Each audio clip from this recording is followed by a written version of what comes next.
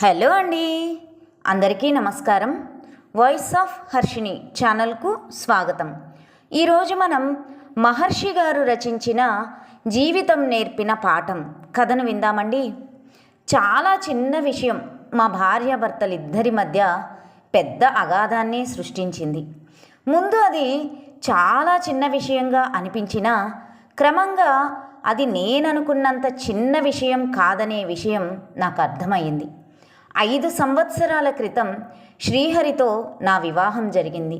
గడిచిన 5 ఏళ్ల నా వైవాహిక జీవితంలో నేను మిగుల్చుకుంది, సాధించింది నేను గొడ్రాలిననే అపవాదును మాత్రమే.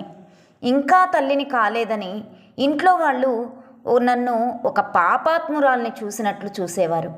మా అత్తగారైతే మరీను రోజుకు 10 సార్లు నేను గొడ్రాలిననే విషయం జ్ఞప్తికి తెస్తూ చీటికి మాటికి నన్ను దెప్పి పొడిచేది.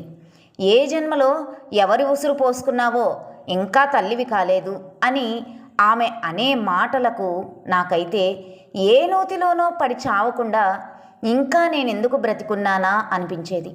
పిల్లలు పుట్టకపోవడం నా తప్పు కాదే, కానప్పుడు లోకమంతా నన్నెందుకిలా ఆడిపోసుకుంటుందో నాకు అర్థమయ్యేది కాదు. మా అత్తగారి ప్రవర్తన కంటే ఆ రోజు నా భర్త అన్న మాటలే నన్ను మరింత బాధ పెట్టాయి. మా అత్తగారే కాదు, లోకమంతా ఏకమై నేను గొడ్రాలినని గాండ్రించినా చాటుగా చెవులు కొరుక్కున్నా నేను లక్ష్య పెట్టేదాన్ని కాదేమో. అగ్నిసాక్షిగా నా మెళ్ళో 3 ముళ్ళు వేసి నాలో సగభాగమైన నా భర్తే అంత మాట అన్నాక, అలాంటి నిర్ణయం తీసుకున్నాక నాకు ఈ వివాహ వ్యవస్థ మీదే పూర్తిగా నమ్మకం పోయింది. ఆ రోజు వంటిల్లు సర్ది బెడ్రూమ్లో అడుగుపెట్టిన నేను తల ఎత్తి నా భర్త మొహం వైపు చూశాను. ఆ వేళ నా భర్త ఏదో తీవ్రమైన ఆలోచనలతో సతమతమవుతున్నట్లుగా కనిపించారు. తల బ్రద్దయ్యేట్టు అంత తీవ్రంగా ఆలోచించాల్సిన విషయం ఏమిటబ్బా అనుకుంటూ నా భర్త భుజం మీద చెయ్యేసి అనునయంగా ఏమిటి ఆలోచిస్తున్నారు అన్నాను. నా భర్త తల త్రిప్పి నా వైపు అదోలా చూస్తూ అన్నారు, ఈరోజు ఉదయం నేను డాక్టర్ దగ్గరికి వెళ్ళాను అని. దేనికి అన్నాను.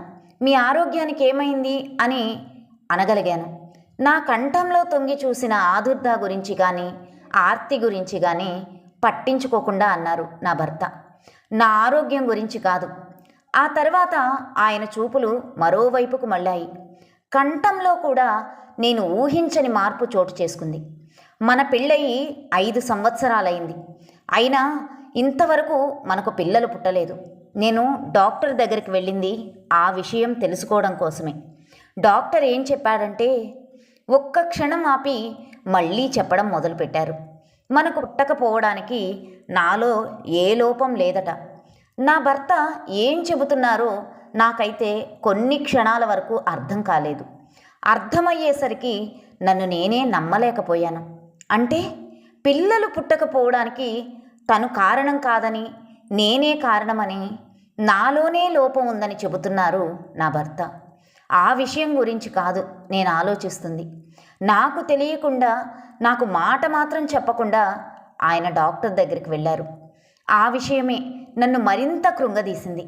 భార్యాభర్తలిద్దరిలో ఎవరిలో లోపం ఉన్నా ఇద్దరికీ పిల్లలు కలగరు కదా, ఇద్దరికీ పిల్లల్ని ఎత్తుకునే యోగం ఉండదు కదా. మరి ఇంత చిన్న విషయం డాక్టర్ దగ్గరికి వెళ్ళి తెలుసుకోవడం ఎందుకు? నాలో ఉన్న లోపం అతనిది కాదా? అతని లోపం నాది కాదా? అయినా లోపం లేని మనిషంటూ లోకంలో ఎవరున్నారు? కొందరికి శారీరక లోపం, మరికొందరికి మానసిక లోపం. భార్యకు తెలియకుండా భర్త డాక్టర్ దగ్గరికి వెళ్ళొచ్చి పిల్లలు పుట్టకపోవడానికి నాలో ఏ లోపం లేదు, లోపమంతా నీలోనే ఉంది అని ఆ భార్యతో చెప్పడం కంటే ఘోరమైన, దారుణమైన విషయం మరొకటేముంది? భార్యాభర్తల బంధం అంటే ఇదేనా? నాతి చరామి అర్థం ఇంతేనా? ఇందుకోసమేనా ఆడపిల్ల పుట్టింట్లో అందరినీ వదిలేసి భర్తని నమ్ముకొని అత్తగారింటికొచ్చేది? ఈలోపు ప్రక్క నుంచి ఆయన కంఠం మరోసారి వినిపించింది. నీకు తెలుసు కదా, పిల్లలంటే అమ్మకి ప్రాణమని. అమ్మ పిల్లల కోసం ఎంతగా తపించిపోతుందో కూడా నీకు తెలుసు. నీకెలాగూ పిల్లలు పుట్టే యోగం లేదు కాబట్టి నేనొక నిర్ణయానికి వచ్చాను చెప్పడం ఆపారు ఆయన. ఒక్క క్షణం నా గుండె ఆగి కొట్టుకుంది. ఈలోపు ఆకాశం ముక్కలయ్యేట్లు, భూమి బ్రద్దలయ్యేట్లు ఆయన కంఠం వినిపించింది. అమ్మ సంతోషం కోసమైనా నేను రెండో పెళ్లి చేసుకోక తప్పదు. అంత మాత్రం చేత నీకు విడాకులు ఇస్తానని మాత్రం అనుకోకు. నేను మాట్లాడే స్టేజ్ని దాటిపోయాను. కేవలం ఒక శ్రోతగానే మిగిలిపోయాను. అయినా నా భర్త తనంతట తాను ఒక నిర్ణయానికి వచ్చేశాక ఇక నేను మాట్లాడి మాత్రం ఏం ప్రయోజనం? అయినా ఏం మాట్లాడగలను నేను? నువ్వు మరో అమ్మాయిని పెళ్లి చేసుకోవడానికి వీల్లేదు అని గొంతు చించుకొని అరవాలా? లేక అన్యాయం చేయకండి అని కాళ్ళు పట్టుకొని బ్రతిమలాడుకోనా? లేకపోతే మనకు పిల్లలు పుట్టకపోతే పుట్టకపోయారు, అనాథాశ్రమం. నా ఆలోచనలు అక్కడే ఆగిపోయాయి. అవును, పిల్లలు లేని తాము అనాథాశ్రమం నుంచి 2 పిల్లల్ని తెచ్చుకొని పెంచుకుంటే బాగుంటుంది కదా. ఆ ఆలోచన రాగానే నాకెందుకో ఒక్కసారిగా చెప్పలేనంత సంతోషం వేసింది. సాక్షాత్తు నాకే పిల్లలు పుట్టినంత సంతోషం అది. అంత సంతోషాన్ని భరించలేని దానివల్లే ఒక్కసారిగా నా భర్త చేతుల్ని నా చేతుల మధ్యకు తీసుకొని ఊపేస్తూ అన్నాను, పిల్లలంటే మీకే కాదండి, నాకు ప్రాణమే. మనకెలాగూ పిల్లలు పుట్టరు కాబట్టి అనాథాశ్రమం నుంచి 2 పిల్లల్ని తెచ్చుకొని పెంచుకుందాం. మీకు నేను, నాకు మీరు, మనకు 2 పిల్లలు. ఎవరి పిల్లలైతే మాత్రమే మనం వాళ్లను మన సొంత బిడ్డల్లా ప్రేమాభిమానాలు పంచిస్తే రేపు వాళ్ళు మనల్ని అలాగే చూస్తారు. మీరే ఆలోచించండి. నేడు ఎంతమంది తల్లిదండ్రులు తమకే పుట్టిన సంతానం చేత చెప్పు దెబ్బలు తింటూ చీ అనిపించుకోవడం లేదు? ఏమంటారు? చెప్పడం పూర్తి చేసి నేను నా భర్త మొహం వైపు ఆశగా చూడసాగాను. నా భర్త నుంచి ఏం సమాధానం వస్తుందో అని ఊపిరి బిగపట్టాను కూడా. ఏవో వినకూడని మాటలు నా నుంచి విన్నట్లు ముఖం పెట్టి, అనాథాశ్రమం పిల్లలా, మతి ఉండే మాట్లాడుతున్నావా నువ్వు? ఈ మాటలు మీ అత్తగారు కానీ విని ఉంటే నేను ఇక్కడికెక్కడే చంపి పాతేసి ఉండేది. అయినా మనకు పిల్లలు పుట్టకపోవడానికి కారణం నేను కాదే. అనాథాశ్రమం పిల్లల్ని నా పిల్లలు అనుకోవాల్సిన కర్మ నాకేమిటి? నేను మరో పెళ్లి చేసుకొని తీరుతాను. ఈ విషయంలో ఇక నువ్వేమీ అడ్డ చెప్పకు, ఖచ్చితంగా చెప్పేశాడు ఆయన. మీరు మరో పెళ్లి చేసుకున్నంత మాత్రాన పిల్లలు పుడతారన్న గ్యారెంటీ ఏముంది? నా మాట నేను చెప్పడం పూర్తి కాకముందే నా మాటలకు అడ్డు తగులుతూ, ఈ లోకంలో అందరూ నీలాంటి గొడ్రాళ్లే ఉంటారనుకున్నావా? నోరు మూసుకొని పడుకో అని చెప్పి మంచం చివర అటువైపు తిరిగి పడుకున్నాడు నా భర్త. అతనన్న ఆ చివరి మాట చాలు అతని దృష్టిలో భార్యగా నా స్థానం ఏమిటో నేను తెలుసుకోవడానికి. ఆ సమయం నాకైతే ఏం చేయాలో, అతనికి ఎలా చెప్పాలో కూడా అర్థం కాలేదు. అయినా నువ్వు గొడ్రాలివి అని నా భర్తే నా ముఖం మీద అన్న తర్వాత అతనికి ఏదో ఒక విధంగా నచ్చజెప్పాలని ప్రయత్నించడం కూడా వ్యర్థమే కదా.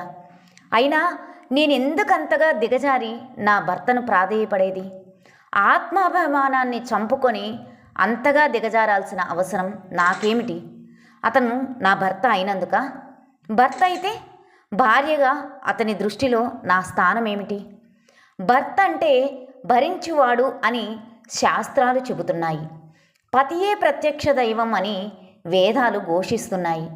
మరి భరించే భర్తే బాధించే భర్తగా ప్రవర్తిస్తున్నప్పుడు పతియే ప్రత్యక్ష దైవం కాదు అని నేనంటే తప్పేమిటి? ఇలాంటి ఆలోచనలతో సతమతమవుతూ నేను కూడా అదే మంచం మీద ఇటు చివర తిరిగి పడుకున్నాను.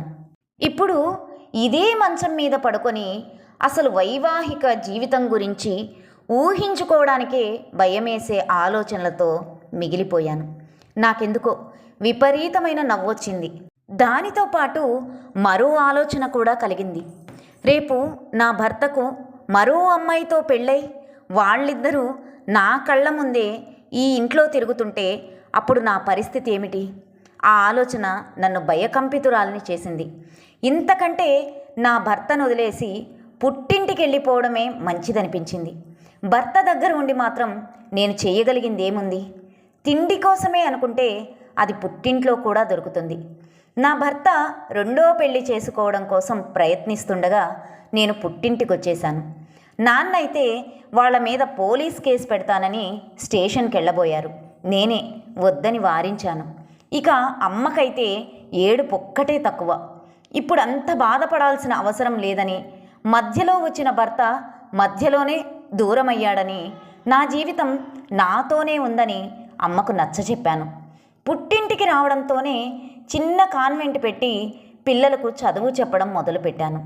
మధ్య మధ్యలో అల్లికలు, కుట్టు పనులు ఉండనే ఉన్నాయి. ఇప్పుడైతే జీవితం ఎంతో ప్రశాంతంగా ఉందనిపించింది. నా మీద పెత్తనం చెలాయించేవాళ్ళు కానీ, సూటిపోటి మాటలతో నన్ను హింసించేవాళ్ళు కానీ ఇప్పుడు లేరు. అన్నింటికంటే సంతోషకరమైన విషయం ఏమిటంటే, నేను గొడ్రాలిననే విషయం గుర్తు చేసేవాళ్ళు లేకపోవడమే. నేను కాన్వెంట్ పెట్టిన కొంతకాలం తర్వాత ఓ వ్యక్తి తన 2 పిల్లల్ని తీసుకొని నా కాన్వెంట్కి వచ్చాడు. అతని పేరు గోపీనాథ్. వయసు 30-35 మధ్యన ఉంటుంది. ఏదో కంపెనీలో సూపర్వైజర్గా జాబ్ చేస్తున్నాడు. అతని భార్య ఈ మధ్యే క్యాన్సర్తో మరణించిందట. తల్లి లేని ఆ 2 పిల్లల్ని నా దగ్గరకు ట్యూషన్ కోసం తీసుకొచ్చారు. అలా మా ఇద్దరి మధ్య తొలిసారిగా పరిచయం ఏర్పడింది. అయితే ఆ పరిచయం అంతటితో ఆగలేదు. అతను ప్రతిరోజు ఉదయం 8ంటికి పిల్లలిద్దరినీ స్కూటర్ మీద తీసుకొచ్చిన నా దగ్గరే వదిలి ఆఫీస్కి వెళ్ళేవాడు. అలా మా ఇద్దరి మధ్య తరచూ మాట్లాడుకోవడానికి అవకాశం ఉండేది. క్రమంగా నన్ను చూడగానే అతని పెదవుల మీద నవ్వు ప్రత్యక్షమయ్యేది. నేను అంతే. అతనిని చూడగానే పలకరింపుగా నవ్వేదాన్ని. పిల్లలిద్దరూ వాళ్ళ డాడీ రాగానే స్కూటర్ ఎక్కి నా వైపు చూస్తూ టాటా అంటూ చేతులు ఊపడం, బదులుగా నేను కూడా గాలిలో చేయి ఊపడం. అదే సమయంలో అతను నా వైపు చూస్తూ వెళ్ళొస్తాం అన్నట్లుగా సైగ చేయడం. నాకైతే ఇదంతా థ్రిల్లింగ్గా ఉండేది. ఆ పిల్లలు నా అనిపించేది. వాళ్ళు వెళ్ళిపోగానే మనసంతా శూన్యం ఆవరించేది. మళ్ళీ వాళ్ళని ఎప్పుడెప్పుడు చూస్తానా అని ఒకటే ఆత్రంగా ఉండేది. బహుశా ఒకరి కోసం ఒకరు బ్రతకడం అంటే ఇదేనేమో. ఆ పిల్లలిద్దరూ నా ప్రేగు తెంచుకు పుట్టలేదు. అయినా నాకు పుట్టిన పిల్లల్లాగే అనిపించేది. అతనేమి నాకు తాళి కట్టిన భర్త కాదు, అయినా నా మనిషిగానే అనిపించేది. 2 మనుషుల్ని కేవలం పెళ్ళి మాత్రమే జీవితాంతం ఒక తాటిపై నడిపించగలదు అని ఒకప్పుడు అనుకునేదాన్ని. ఇప్పుడైతే ఆ ఆలోచన పటాపంచలయ్యింది. కేవలం ప్రేమ, ఆప్యాయత అనేవి మాత్రమే 2 మనుషుల్ని ఏకం చేయగలవు. ఆ రోజు జరిగిందా సంఘటన. తమను ఇంటికి తీసుకెళ్లడం కోసం స్కూటర్ మీద వచ్చిన తండ్రిని చూస్తూనే అన్నాడు, టీచర్, ఈరోజు సినిమాకి వెళుతున్నాం, మీరు కూడా రండి. పాప కూడా అన్నయ్యకు సపోర్ట్ చేస్తున్నట్లుగా నా చేతిని పట్టుకొని తన వైపుకు లాగుతూ అంది. అవును టీచర్, మీరు వస్తేనే మేము సినిమాకి వెళతాం. ముందు నేను వాళ్లతో పాటు సినిమాకి వెళ్ళడానికి నిరాకరించాను. ఆ పిల్లలిద్దరూ మరీ మొండికేయడంతో వెళ్ళక తప్పలేదు. టికెట్లు తీసుకొని హాల్లోకి వెళ్ళిన తర్వాత గోపీనాథ్ నాకు మాత్రమే వినిపించేటంత కంఠంతో అన్నాడు, మిమ్మల్ని సినిమాకు పిలవమని పిల్లల చేత నేనే చెప్పించాను. నేను బిత్తరపోయి అతని వైపు చూశాను. ఆ మసక వెలుతురులో అతని మొహం స్పష్టంగా కనిపిస్తుంది. నేను తన వైపు చూడడం చూసి మళ్ళీ అతనే అన్నాడు, మీతో కలిసి సినిమా చూడాలనిపించింది. నేను పిలిస్తే రారని పిల్లల చేత పిలిపించాను.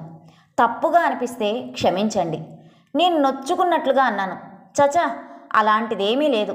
ఒకవేళ మీరు పిలిచినా నేను వచ్చేదాన్నేమో. ఆ మాటలకు అతని మొహం కాంతివంతం అవడం నేను గమనించకపోలేదు. ఆ తర్వాత మరో 1 నెల రోజులకు మా ఇద్దరి మధ్య మరో విషయం చర్చకొచ్చింది. ఆ రోజు పిల్లలిద్దరినీ తీసుకొని మేమిద్దరం పార్కుకు వచ్చాం. పిల్లలిద్దరూ దూరంగా వెళ్ళి ఆడుకుంటున్నారు. మేమిద్దరం పక్కనే కూర్చున్నాం. నేనైతే నేల చూపులు చూస్తూ కూర్చున్నాను. ఏం మాట్లాడాలో తెలియని పరిస్థితి. మా ఇద్దరి మధ్య నెలకొన్న గాఢమైన నిశ్శబ్దాన్ని ఛేదిస్తూ ముందుగా అతనే అన్నాడు. సరోజ గారు, మీరేమీ అనుకోనంటే నేనొక విషయం గురించి చెప్పాలనుకుంటున్నాను. నేను తలెత్తి అతని వైపు చూస్తూ ఒకంత చిరునవ్వుతో చెప్పండి అన్నాను. అప్పటి వరకు నన్నే చూస్తున్న అతను చప్పున చూపులు మరల్చి చెప్పడం మొదలుపెట్టాడు. మిమ్మల్ని చూసిన మొదటి క్షణంలోనే మీ మీద అదో రకమైన ఇష్టం కలిగింది. క్రమంగా అది ప్రేమగా మారింది. నాలాగే మీరు నన్ను ఇష్టపడితే మనం పెళ్లి చేసుకుందాం. అలా అని మిమ్మల్ని ఏమీ బలవంతం చేయడం లేదు. మనస్ఫూర్తిగా మీకు ఇష్టమైతేనే. నా గురించి మీకు పూర్తిగా తెలియదు, అందుకే అలాంటి నిర్ణయం తీసుకున్నారు. లేదు లేదు, మీ గురించి నాకు పూర్తిగా తెలుసు. మీకు పెళ్ళయింది, పిల్లలు పుట్టని కారణంగా మీ భర్త మరో పెళ్లి చేసుకోవాలనుకున్నారు. దాంతో మీరు మీ భర్తతో తెగదెంపులు చేసుకొని పుట్టింటికి వచ్చేశారు. మీ గురించి అన్ని విషయాలు తెలుసుకున్నాను. కనుకనే మిమ్మల్ని పెళ్లి చేసుకోవాలనుకున్నాను. మీ నిర్ణయం ఏమిటో ఇప్పుడే చెప్పాల్సిన అవసరం లేదు. 2-3 రోజులు ఆలోచించుకునే చెప్పండి. 2-3 రోజులు అవసరం ఏం లేదండి. నా నిర్ణయం ఏమిటో ఇప్పుడే చెబుతున్నాను.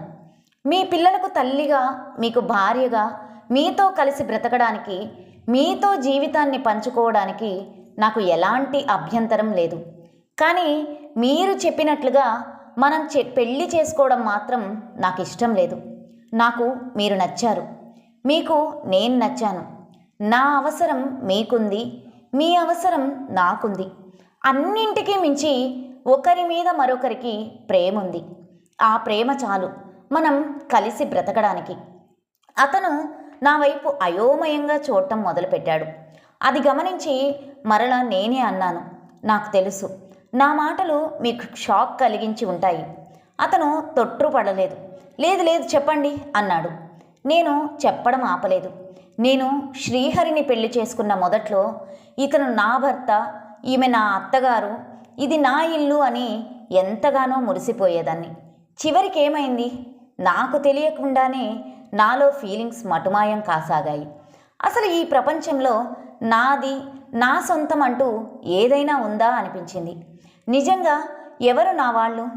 తల్లిని కాలేని నా చిన్న లోపాన్ని కూడా అర్థం చేసుకోలేని నా భర్త నావాడా?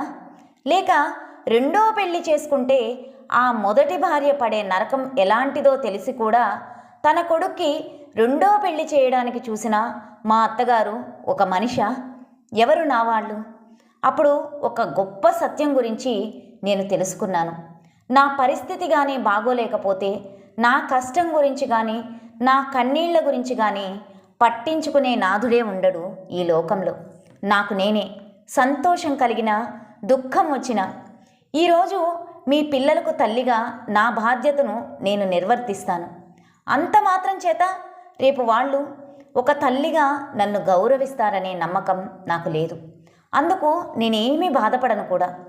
ఈ లోకంలో నేనే అశాశ్వతం. నేను పెంచిన పిల్లలు, ప్రేమాభిమానాలు నాకు శాశ్వతమా? అలాగే మనం అగ్నిసాక్షిగా పెళ్లి చేసుకున్న జీవితాంతం కలిసిమెలిసి బ్రతుకుతామనే నమ్మకం నాకు లేదు. ఏమో, ఈరోజు మనకు ఒకరి మీద ఒకరికి ప్రేమ ఉంది. ఆ ప్రేమ అలాగే జీవితాంతం ఉంటుందన్న నమ్మకం ఏముంది? మనం ఎంత చిత్రంగా కలుసుకున్నామో అంతే విచిత్రంగా విడిపోవచ్చు కూడా. అందుకే మనం పెళ్ళి కాని భార్యాభర్తలుగా కలిసి బ్రతుకుదాం. అలా అని ఈ ప్రపంచంలోని స్త్రీలంతా నాలా బ్రతకాలని నేను కోరుకోవడం లేదు. ఇది కేవలం నా జీవితం నాకు నేర్పిన పాఠం వల్ల నేను తీసుకున్న నిర్ణయం మాత్రమే. నేను చెప్పడం పూర్తి చేశాను. అతను నా చేతుల్ని తన చేతుల మధ్యకు తీసుకునే ప్రయత్నం చేస్తూ అన్నాడు, మీ జీవితం మీకు నేర్పిన పాఠం నిజంగా నాకు పాఠమే అయ్యింది. మిమ్మల్ని నేను అర్థం చేసుకోగలను. మీరు చెప్పినట్లుగానే మనం పెళ్ళి కాని భార్యాభర్తలుగా జీవితాంతం కలిసి బ్రతుకుదాం అని చెప్పి అతను లేచి నిలబడి తన చేతిని నాకు అందించారు. ఆ చేతిని అందుకొని లేచే ప్రయత్నం చేస్తూ పిల్లల కోసం చూశాను. ఒక అసాధారణ నిర్ణయం తీసుకున్న ఒక స్త్రీ తమకు తల్లయిందని తెలియని పసిపిల్లలిద్దరూ చిరునవ్వుతో మా వైపు పరిగెత్తుకు రాసాగారు. ఈ విషయాన్ని ఇంటికి వచ్చి నేను నా తల్లిదండ్రులకు చెబుదాము అనుకున్న సమయంలో శ్రీహరి వచ్చి నా కాళ్ళ మీద పడి తను రెండో పెళ్లి చేసుకున్న భార్యకు పిల్లలు పుట్టకపోగా తన తల్లిని చిత్రహింసలు పెడుతోందని, అందుకని ఆమెకు విడాకులు ఇస్తాను నన్ను రమ్మని బ్రతిమలాడుతూ ఉండగా, అప్పుడు నేను నా నిర్ణయాన్ని అతని సమక్షంలోనే తెలియజేశాను నా తల్లిదండ్రులకు. జీవితం నేర్పిన పాఠం ద్వారా గోపీనాథ్ గారి పిల్లలే నా పిల్లలు అనుకుంటున్నానని, ఇప్పుడు నేను గొడ్రాలిని కాదు అని. కథ సమాప్తం. విన్నారు కదండి. ఈ కథ మీకు నచ్చినట్లయితే లైక్ చేయండి, షేర్ చేయండి, కామెంట్ చేయండి. నా ఛానల్ని సబ్స్క్రైబ్ చేసుకొని నన్ను ఎంకరేజ్ చేయండి. ఉంటానండి.